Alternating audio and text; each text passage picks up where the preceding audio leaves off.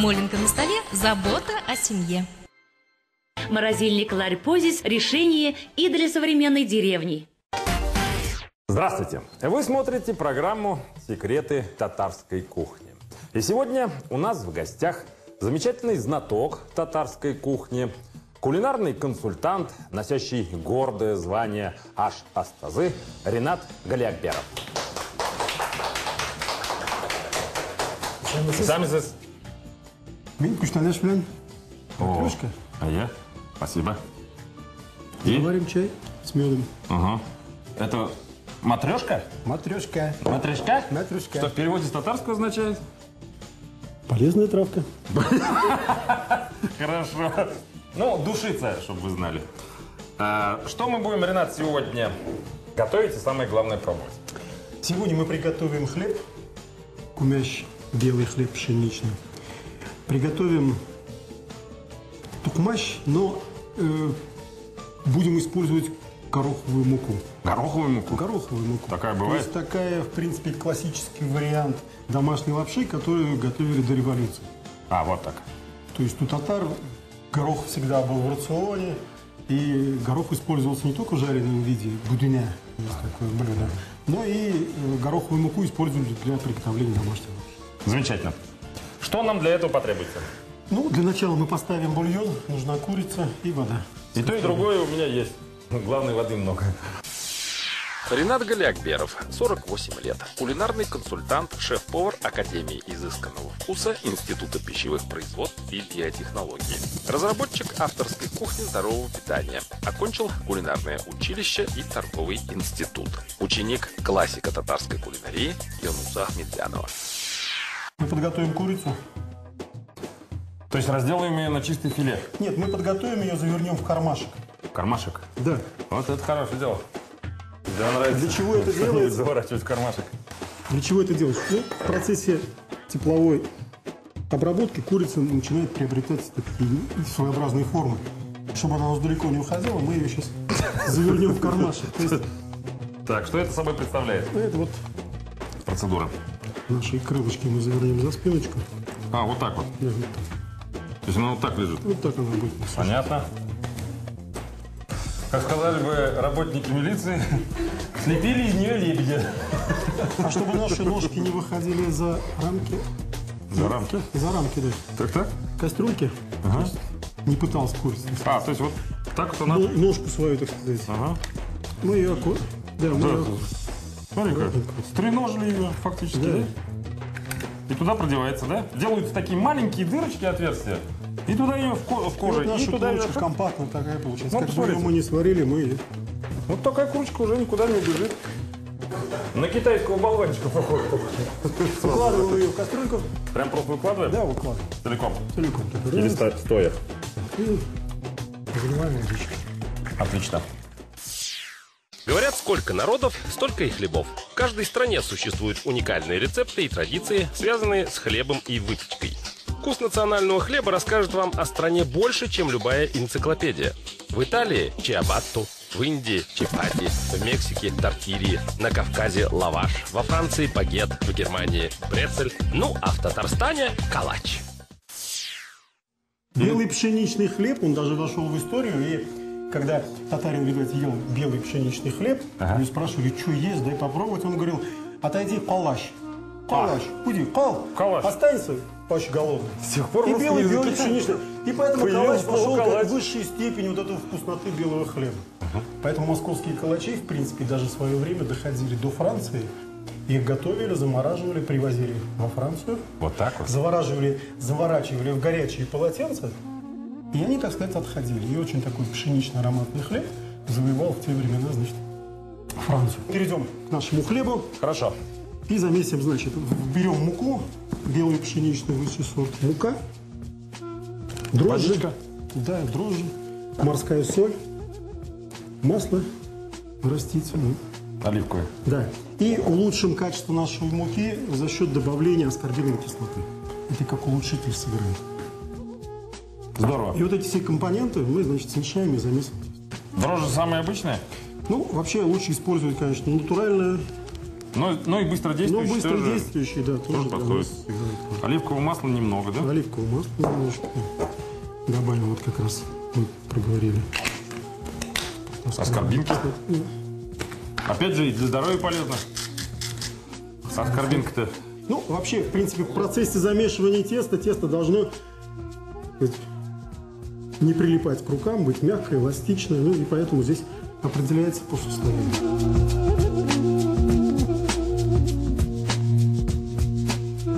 Процесс замешивания теста состоит в том, начинаться должно с того, что образовывается капелька пота, и она должна дойти до, так сказать, пяток. И вот когда вот эта капелька пота дойдет до пяток, значит, тесто замесилось очень хорошо. Хорошо, здорово. Образно сказано. Сейчас нужно будет нам брать в теплое место наше тесто. Теплое место. Следующим этапом мы приготовим домашнюю лапшу из гороховой муки. Гороховая мука, согласитесь, что редко, наверное, в какой-то национальной кухне вы встретите. И в виде гороховых, значит, блинов можно увидеть в национальной русской кухне. А вот татары использовали для приготовления лапши тукмаш. И очень хорошо описано было профессором Казанского университета. Карлом Фуксом? Нет. С Боевым. С Боевым? Да. Который в этнографических своих записках и очень хорошо описывал вятская лапша тукмаш. И там четко было написано, что использовалась гороховая мука. Здорово. Так. Ну, используем мы яйцо и морка. Старинный татарский продукт. Добавление идет все равно, видишь. Из какой пропорции? 1 к 1. Ну, это классический рецепт. Единственное, если вот мы чуть-чуть приложили больше муки, мы можем туда добавить еще яйцо. Холодной воды.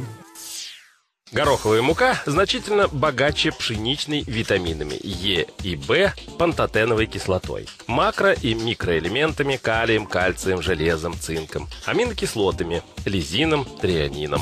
Поэтому блюда из гороховой муки обладают повышенной биологической ценностью. А в традиции татарского народа именно поварское искусство. То, что татары готовят, это я знаю. А вот повара, шеф-повара именно, они в истории описаны? Ну, вообще, будем так говорить, вот если берем изначально китайскую кухню, которая очень сильно повлияла на татарскую, она сформировалась 3000 лет назад. Ну и каждая кухня формировалась в определенный период. Французская кухня 300 лет формировалась, русская кухня 100 лет.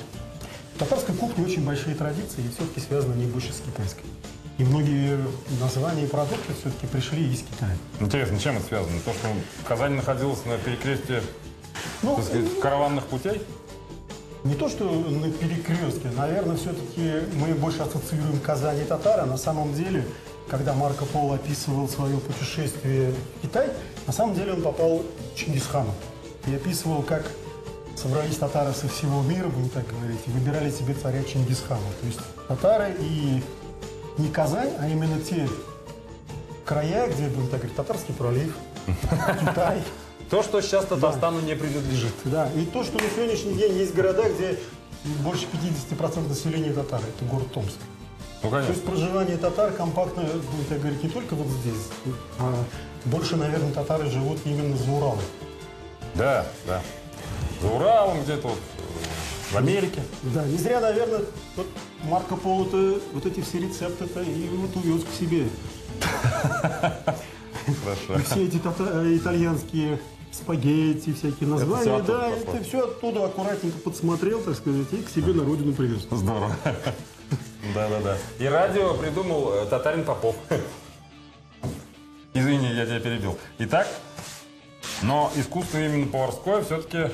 Ну, если, допустим, итальянцы у нас рецепты наши забирали оттуда, то были времена, когда в 17 веке, когда французы, так сказать, начали готовить царскому столу, они сменили других иностранцев. Этими иностранцами были татары. Вот так вот? То есть, да, и многие рецепты, и многие технологические, значит, приемы, они аккуратно переняли татары. То есть татары обладали уникальным по тем временам технологическим оборудованием казан. Казан, который позволял готовить все и вся, и особенно умение жарить могли только татары. Напоминаем, что сегодня вместе с кулинарным консультантом Ринатом Галиакберовым мы готовим салму из гороховой муки и печем домашний пшеничный хлеб.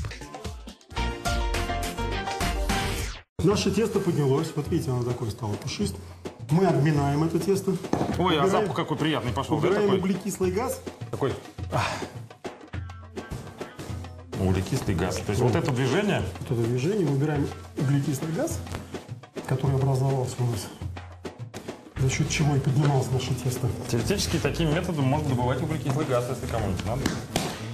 Берем подготовленную нашу для запекания хлеба формочку и слегка подпыляем, чтобы наше изделие Не прилипло. Понятно. Укладываем наше тесто в нашу форму и в теплую духовочку мы убираем его. Чтобы наше тесто не заветрилось, мы его сбрызнем.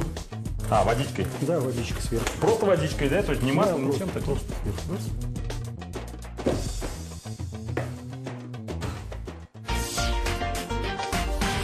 Как только закипит, мы добавим еще один очень интересный ингредиент, который позволит нам приготовить бульон очень насыщенным, вкусным, ароматным.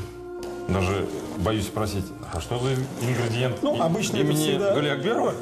Этот ингредиент обычно Держите все в секрете? хозяйки выбрасывают. Это кочерышка. Ах, вот так вот? Она выступит в качестве абсорбента, соберет лишний жир, который будет выступать из курицы. Здорово. Замешанное тесто на гороховой муке Так. мы раскатываем. Салма, лапша, это мучное изделие. И названий достаточно у него много. Есть тонкая мощь. То есть это принцип Шакель, один и тот же. да, но салма все это дело тоже, да, это в толщине, мучное наверное, и изделие, нарезка, да? и нарезка.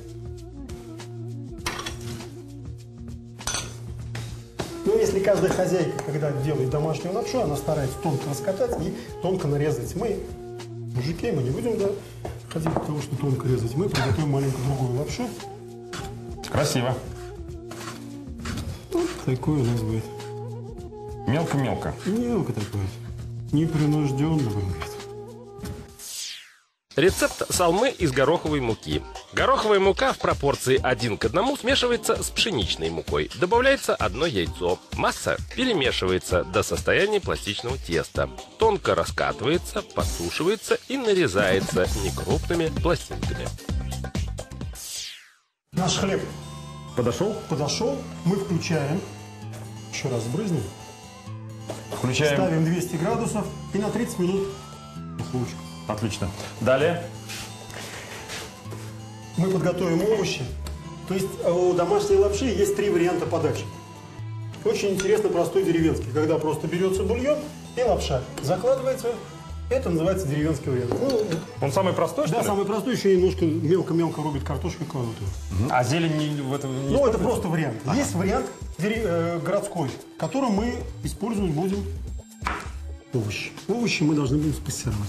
Мы приготовим городской вариант, подготовим овощи, нарежем их. Чтобы рады были кубиками, не да. только в деревне, но и в городе. Да, ну, большинство жителей сейчас смотрят за своим рационом, смотрят, чтобы у нас были в рационе витамины. А витамины – это у нас овощи. И вот эти овощи мы сейчас аккуратно Все подготовим запомнили? и положим. Не коробочки, не баночки, а овощи. Натурально. Вот такая сковородка, она нормальная, да? Замечательно. Да. Капельку масла туда положим мы сейчас. Цептер масла? Ну, овощи должны пассероваться. Ага. То есть, и Понятно. потом мы кладем все-таки оливковое масло. Оливковое масло, даже если его нагреваешь, оно свои полезные свойства и качества не теряет. Замечательно. Так, Буквально капельку. капельку. Для аромата. Убираем. Отправляем нашу Подготовленную. морковку. Так. Лук тоже так вот мелко, да? Да, кубиками нарезаем, потому что у нас и нарезка мучных изделий, соответственно. И, соответственно, здесь тоже так же должны подойти к нарезке овощей. Все, наши овощи подготовились, мы отправляем их Для в наши пассирования. морковки, да, для пассирования. Ну, пройдет это минут 5-7.